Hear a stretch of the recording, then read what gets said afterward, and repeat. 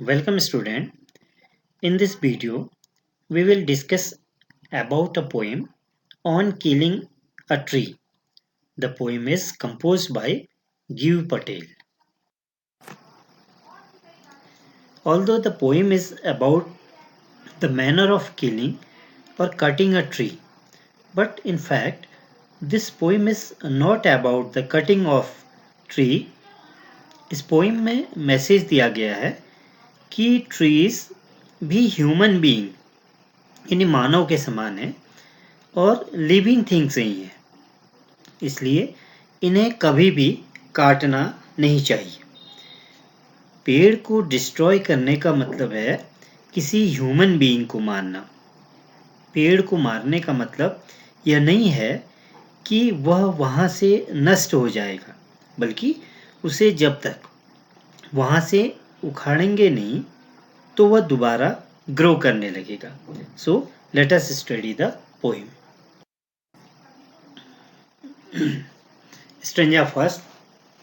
It takes much time to kill a tree, not a simple jab of the knife will do it. तो यहाँ पर poet कहते हैं कि पेड़ को मारने के लिए किलिंग, अब किल अ ट्री या किलिंग अ ट्री मीन्स मारना नहीं, तो इसको किल करके कंपेयर किया गया है ह्यूमन बीइंग की क्वालिटी से। तो यहाँ पर किलिंग का मतलब है काटने से मतलब है। तो पेड़ को मारने के लिए बहुत समय लगता है। It takes much time to kill a tree, not a simple jab of the knife. Knife के एक सिंपल जैब से, प्रहार से ऐसा होने वाला नहीं है, यानी पेड़ कटने वाला नहीं है। Will do it. It has grown slowly consuming the earth, क्योंकि जो ट्री है वह कैसे बाहर निकला है, कैसे उगा है। इट हैज़ ग्रोन स्लोली, धीरे धीरे यह बड़ा होता है पृथ्वी से। कंज्यूमिंग द अर्थ, पृथ्वी से अपने खुराक को कंज्यूम करते हुए, लेते हुए। राइजिंग आउट ऑफ इट, इससे बाहर निकला है, इससे बाहर निकलता है। Feeding upon its crust, crust means जो सबसे कठोर लेयर होती है अर्थ की, दैट इज क्रस्ट। तो पृथ्वी की सबसे कठोर लेयर से भोजन को प्राप्त करता हुआ, फीड करता हुआ।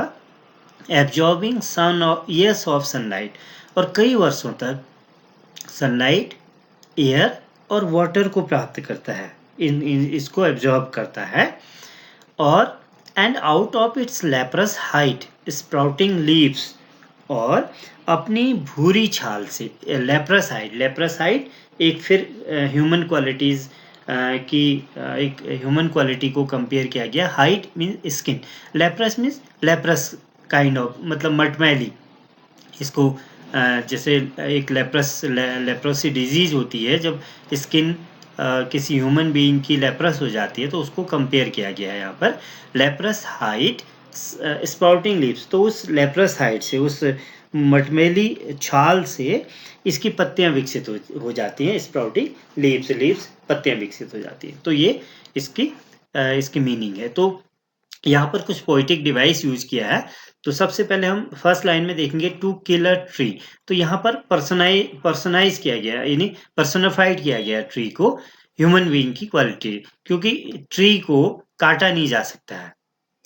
किसी मानव से पर्सोनिफाइड किया गया है, क्योंकि ट्री को मारा नहीं जा सकता है, बल्कि इसे काटा जाता है। तो इसलिए पर्सोनिफिकेशन पहला पोएटिक डिवाइस। दूसरा पोएटिक डिवाइस है एंजाममेंट। एंजाममेंट क्या होता है?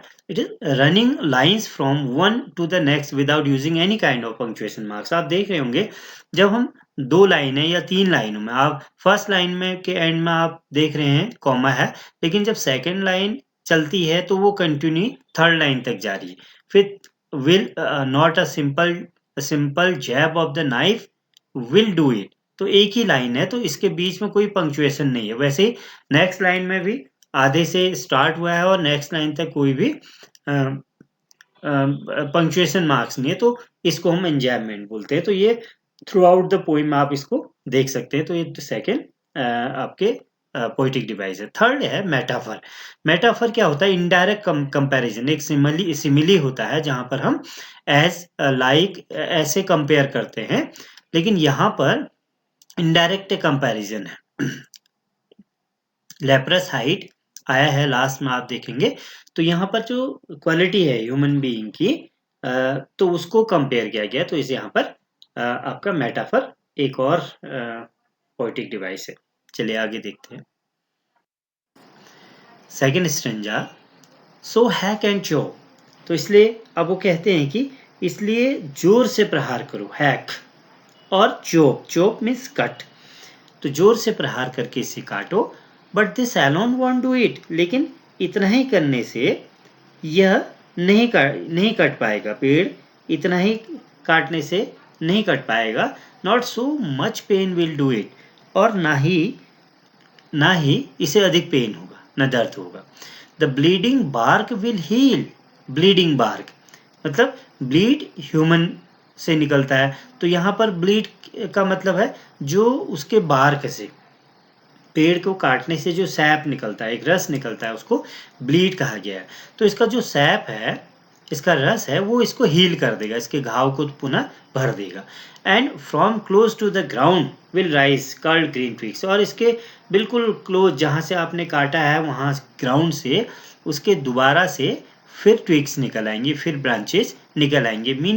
मिनिएचर बोज, मिनिएचर बोज मीन्स छोटे आकार के, स्मॉलर साइज देन नॉर्मल, तो छोटे आकार के फिर ब्रांचेस निकल आएंगी, boughs, which if unchecked will expand again to former size, और यदि उन्हें रोका नहीं गया, अनचेक्ड चेक का अपोजिट है, तो ये दोबारा से अपने बड़े साइज में, फॉर्मर साइज में, अपने पुराने पेड़ के आकार में फिर बदल जाएंगे, पुनः पेड़ बन जाएगा। तो ये सेकेंड स्टेंजा है।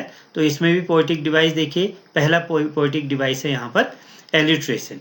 तो एलिट्रेशन क्या होता है? The repetition of A consonant sound in the close connection. बिल्कुल कंसोनेंट साउंड, यानी आपने पढ़ा होगा कि जो वाउल साउंड और कंसोनेंट साउंड है वो जब लगातार रिपीट होते हैं एक कंजिक्यूटिव तरीके से, तो वहाँ पर एलिट्रेशन है। जैसे आप फोर्थ लाइन में देखेंगे, bleeding bark, b and b sound repeat हो रहा है, तो बी साउंड कंसोनेंट साउंड है, इसलिए इसको एलिट्रेशन कहते हैं। दोबारा से मेटाफर यूज हुआ है ब्लीडिंग बार्क में ही, मैंने पहले बता दिया मेटाफर क्या है, तो यहाँ पर दूसरा पोएटिक डिवाइस है। थर्ड एंजायमेंट, उसके बारे में भी बात कर चुका हूँ, तो थर्ड यहाँ पर एंजायमेंट पोएटिक डिवाइस यूज हुआ है। Stanza third, no the root is to be pulled out of the anchoring earth, it is to be roped tight and pulled out, snapped out। तो यहाँ पर क्या कहते हैं? नो, नहीं का मतलब यहाँ पर है जो हमने अभी तक जो बातें बताई, जिस तरीके से पेड़ को काटने के तरीके बताए, इतना ही पर्याप्त नहीं है, इतने से पेड़ नहीं कटने वाला है, पेड़ नहीं मरने वाला है, बल्कि क्या करना है, पेड़ को यदि पूरी तरीके से मारना है तो the root is to be pulled out, जो इसकी रूट्स हैं, जड़ें हैं, उसको पुल्ड आउट करना पड़ेगा, खींच करके बाहर निकालना पड़ेगा। Out of the anchoring earth, anchoring बिल्कुल जो एंकर किया हुआ है, इसको पकड़ा हुआ है, जकड़े हुआ है, अर्थ में जकड़ा हुआ है, इससे बाहर निकालना होगा। It is to be roped, रस्सी से, रोप से इसको बाहर कस करके बाहर खींचना होगा, और क्या करना होगा, snap and pulled out, snapped out, और खींच करके और काट करके अलग करना होगा, स्नैप्ड आउट, चॉप्ड आउट, और पुल्ड आउट एंटायरली, और पूरी तरीके से, एंटायर मीन्स कंप्लीटली, इसको बाहर निकालना होगा, आउट फ्रॉम द अर्थ के, पृथ्वी की कैविटी से, अर्थ की कैविटी से, यानी अंदर जो गड्ढा है, जो कैविटी है, वहां से इसको खींच के बाहर निकालना होगा। And the strength of the trees expose, तब इस ट्री की स्ट्रेंथ, इस पेड़ की ताकत एक्सपोज हो जाएगी, यानी वो शक्ति एक्सपोज हो जाएगी, दिखेगी। यानी पेड़ की जो शक्ति है वो जड़ों में होती है, तो जड़ें पेड़ की शक्ति का स्रोत है, तो उन्हें खुला छोड़ दो, एक्सपोज कर दो, तब क्या होगा, तो द सोर्स, जो सोर्स है उसका, वाइट एंड वेट, और यह जो जड़ें हैं ये वाइट और वेट है, सफ़ेद हैं और गीली होती हैं। द मोस्ट सेंसिटिव, बिल्कुल बहुत सेंसिटिव होती, बहुत जीवंत होती हैं, बहुत अधिक सेंसिटिव होती हैं, क्योंकि क्योंकि क्या करती हैं, hidden for years inside the earth, ये वर्षों तक भूमि के अंदर छुपी रहती है, हिडन हाइड, छुपी रहती हैं, तो इसलिए यह इसको इस तरीके से बाहर निकालना होगा। तो स्टेंजा थर्ड का मीनिंग है पोइटिक डिवाइस, अगेन एलिट्रेशन है, वही बता रखा है पहले कि repetition of consonant sound close to connection, कई जहाँ पर हो रहा है ये यूज हो रहा है, तो वाइट एंड वेट, यहाँ पर रिपीटेशन हो रहा है, डब्ल्यू डब्ल्यू। रिपीटेशन एक और पोइटिक डिवाइस है, जैसे पुल्ड आउट बहुत बार यूज हुआ है, पुल्ड आउट, फर्स्ट लाइन में देखेंगे, फोर्थ लाइन, फिफ्थ लाइन में, तो ये रिपीटेशन दूसरा पोइटिक डिवाइस है। थर्ड एंजाममेंट है, इसके बारे में ज़्यादा डिस्कस नहीं करना है, आप पहले इसके बारे में पढ़ चुके हैं। विदाउट यूजिंग पंक्चुएशन, कंटिन्यू जब पंक्चुएशन मार्क्स यूज नहीं हो रहे हैं तो वो वहाँ पर एंजाममेंट है, तो ये थर्ड स्टेंजा है। अब देखें लास्ट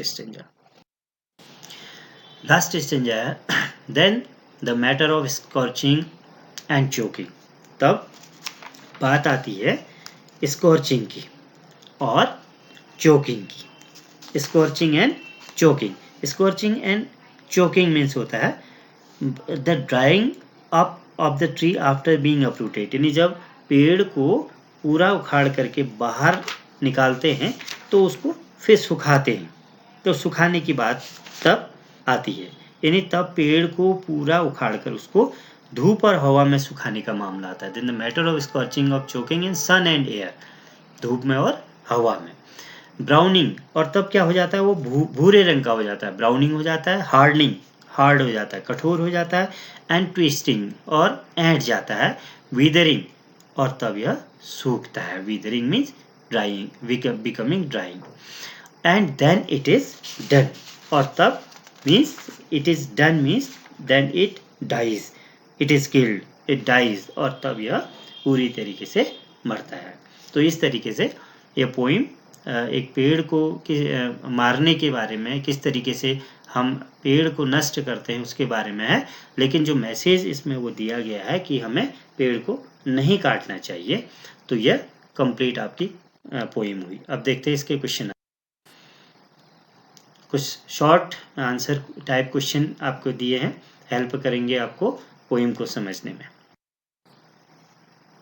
नेक्स्ट आपके पास होम असाइनमेंट है, इसमें कुछ क्वेश्चंस हैं, उनको मैं समझाऊं जिससे आप उनको आसानी से कर सकते हैं। The first question, name the poet of this poem, इस पोइम का पोइट का नाम लिखना है, तो आपको पता है गिव पटेल इसके पोइट हैं, तो आप लिख सकते हैं the poet of this poem is Gieve Patel, या the name of the poet is Gieve Patel. Second question, what will not do to kill a tree, पेड़ को मारने के लिए किससे काम नहीं चलेगा, तो किससे काम नहीं चलेगा, only hacking and चैपिंग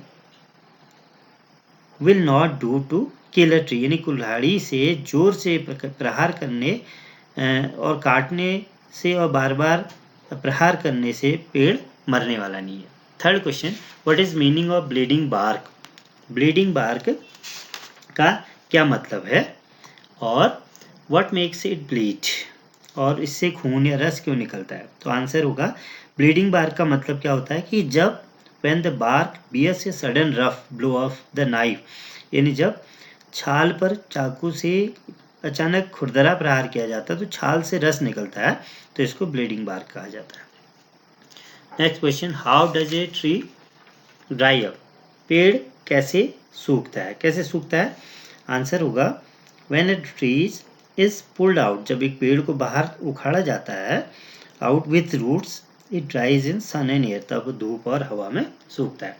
last question, what finally kills the tree, अंततः पेड़ को कौन मारता है, तो कौन मारता है, the drying of the tree in the sun and air after it is uprooted finally kills the tree, यानी पेड़ को कौन कौन मारते हैं, जड़ से उखाड़ने के बाद पेड़ को धूप और हवा में सुखाना पड़ता है, और एट लास्ट तब पेड़ को मारना होता है, तब मरता है।